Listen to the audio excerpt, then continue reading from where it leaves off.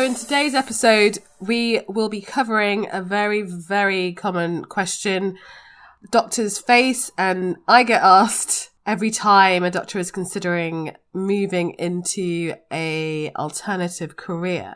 So that is, as a doctor, do I need to do more qualifications to get into this alternative career? So something that's relatively new. Do I need to do more qualifications to do something else? So what's your thoughts? Have you done more qualifications, or you're currently doing something else to try and move into another industry, sector, practice? And that's usually beyond clinical medicine or maybe part of clinical medicine. Or are you thinking about, hey, I don't have the cash to do this. I want to move.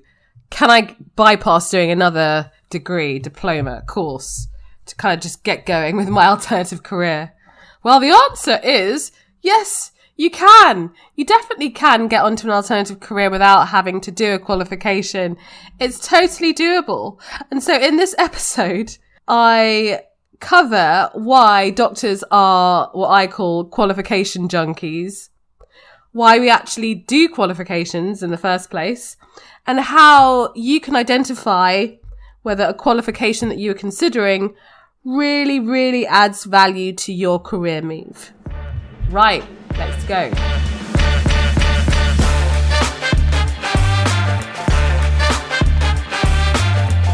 Let's face it, burnout amongst doctors is sky high, and we're actively seeking other ways to make the most of our transferable skills beyond the usual career pathways. Welcome to Disrupting Doctors' Careers. I'm your host, Dr. Abena Bubbers-Jones, and I'm on a mission to connect 1 million doctors across the world with the best in diverse career opportunities. So I'm going to start using myself as an example of the qualifications I've done in my career. So I graduated from Nottingham University, in 2006 in medicine. So having graduated, like many courses, I came out with not one, but two degrees. And then I did my membership exams in surgery. So that's the MRCS. And then at some point, I decided to do a postgraduate clinical education certificate with the University of Edinburgh. And then I changed into occupational medicine and ended up doing my diploma initially in occupational medicine. So that was an exam and a portfolio and a viva. And then I said, well, I'm just going to finish my occupational medicine qualifications and get the highest level possible, because this is the career pathway I'm going to go down. And so I ended up doing the membership of the Faculty of Occupational Medicine. And that included some other exams and several years of working and a lot of evidence and a lot more stuff in general. And at some point within that, I also did 2 out of 3 years of a master's in occupational health. So when I actually finished my occupational medicine training, I became a consultant. I was like, I am done. I am done with doing more qualifications. That is my line, because, throughout my career, I've done so many. I'm used to passing exams and taking exams. And in this example, I started off, from undergrad, but we were doing exams at school. So we, as individuals, particularly as doctors, were institutionalized into exam taking and academia. And I realized, actually, I need to just stop doing that and progress in my career without requiring another tick box to move forward. Because reality is, some of the most successful people in the world do not have a single qualification to their name. And how is that? And the reality is they have created value from what they do, from their knowledge, from being an entrepreneur, whatever, using creative ways to move forward without requiring an institutional stamp. And so obviously in medicine, there's a huge amount of value in necessity and it's mandatory and it's part of the regulation to get our exams. And that's absolutely, totally normal and expected. But when you are a doctor considering alternative careers, you need to think a bit more laterally as to whether you 100% need to do another qualification to get ahead. So, as I mentioned, I am a recovering qualification junkie. So as I said, I have stopped doing exams and extra qualifications to move ahead. That's not to say I'm not still educating myself. I'm not still doing I'm still doing courses and learning, but only in my own way and not requiring a certificate at the end of it. And I'm very, very, very happy with that approach. And even running Medic Footprints, a lot of people who decide to go into business and become entrepreneurs, they ask the question of, should I do an MBA, a master's in business administration? My personal answer to that is, do not do it unless someone else is paying. And I'll go into that. Anyway, so doctors, as I said, they are qualification junkies. Think about yourself. How many qualifications have you got so far, depending on how far you've developed in your career as a doctor thus far?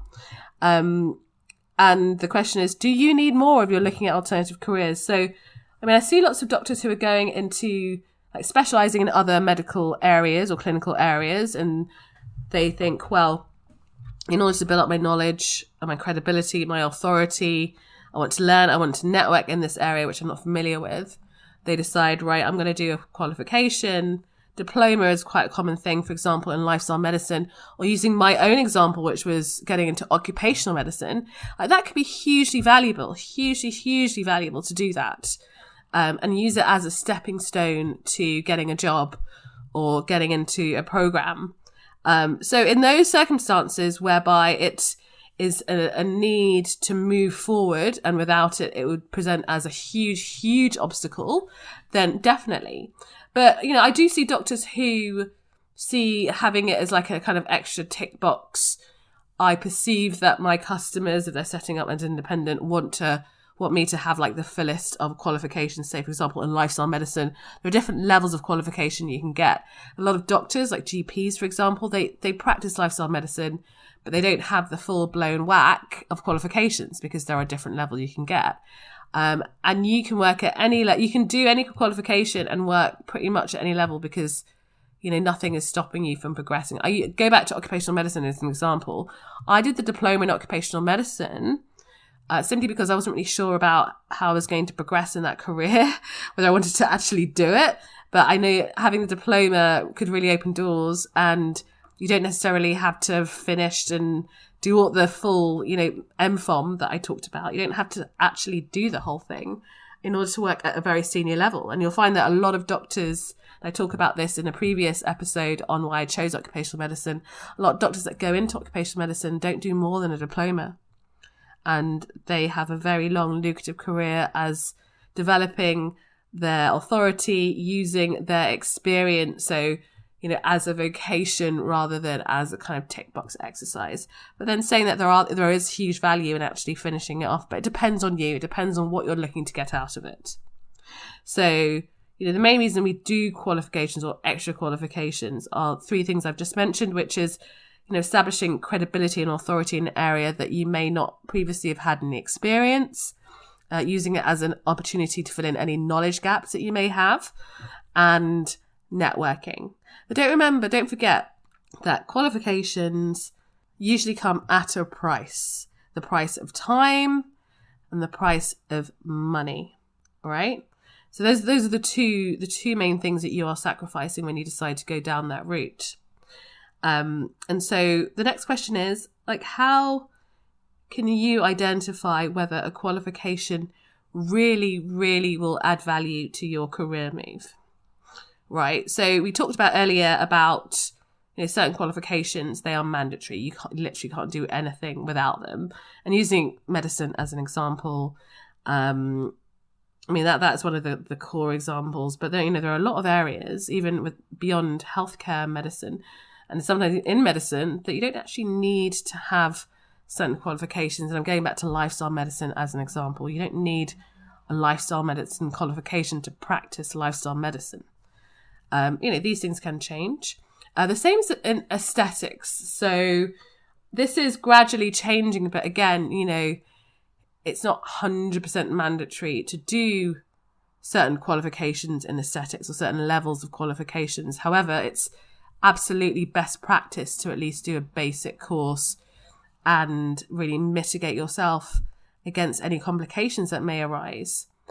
So if you are in aesthetics or you're considering aesthetics, 100% I would say, try and get at least a course, if not a qualification, because that will really help you and your business move forward if you can, and it will help you to develop the network that you need to grow your business.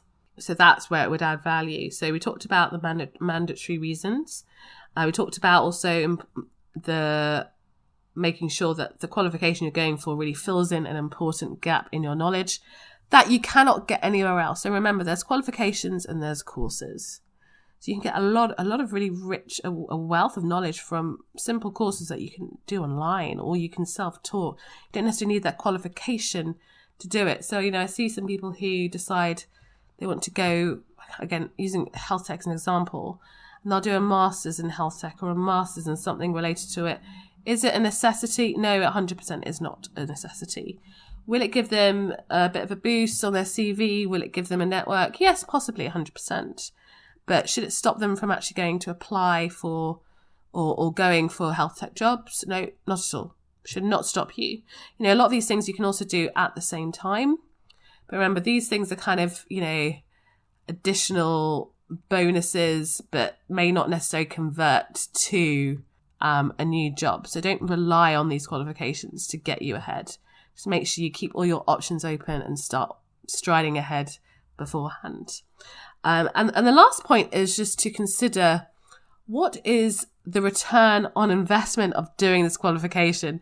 So I'm going to refer back to, what is investment? So usually you've got the monetary investment, which we talked about, or the non-monetary investment, which in a lot of time is like, it's the time that you take. So I see a lot of doctors who are like very comfortable with considering doing an MBA, even though MBAs can cost 20 to 30 grand. Up front, and doesn't come with a guarantee at the end of it. But you can definitely get value from the networks. So the people you meet on the course, or the people that teach you on the course. But the question is, do you need to pay 20 to 30 grand to meet those kind of people? Not really. You've got LinkedIn these days. Do you know what I mean? You can find those people outside of an MBA. And if, again, looking at some of the most successful people in the world in business, like hardly any of them have an MBA, if any. A lot of them are dropouts and have just created their own path. So again, particularly if you're looking at doing an MBA, just really consider what is the return on investment for your time and your money in particular. And I would also say, if you are considering an MBA, but you don't have the cash, you can always look at working with a company first and seeing if they will help fund, because some companies will consider funding an MBA for you, but I think the numbers of those companies are kind of dwindling quite considerably, because MBAs just notoriously are very expensive, and you can learn the fundamentals of business in so many any other ways that just don't come with the pressure of having to conform to a course. So, that was a very short episode, but I hope it gave you an overview of my thoughts, at least, on, do you need to do extra qualifications as a doctor? So my advice is, don't become a qualification junkie or kind of add to the qualification junkie nature of yourself.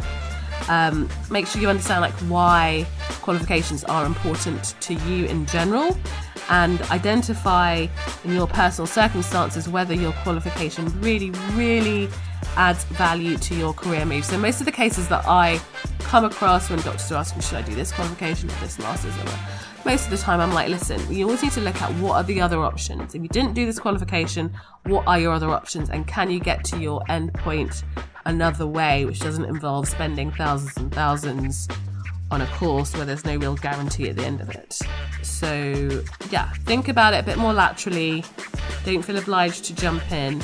And please, please, please do not do a course as a tick box that may look good on your CV, because most of the time, like, it will not really add any value if that's why you're doing it.